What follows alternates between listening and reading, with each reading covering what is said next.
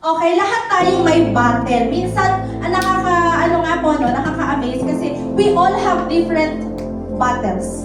Lahat tayo may different battle. But when you go inside sa Sunday, kapag Sunday, lahat tayo nakangiti.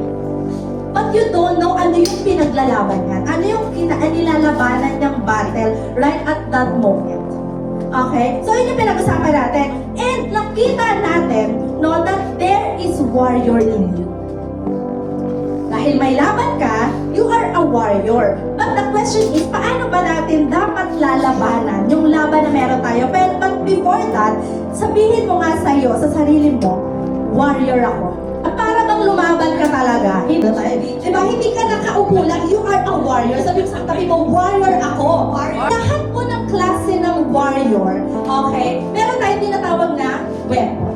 Sabi mo, weapon. Weapon. Yeah. Basically, when we say weapon, ito yung mga tools, technology, or system na ginagamit natin to engage in a combat. Okay? So, from the ancient time, no, mga panahon pa ng kobo-kobo, okay,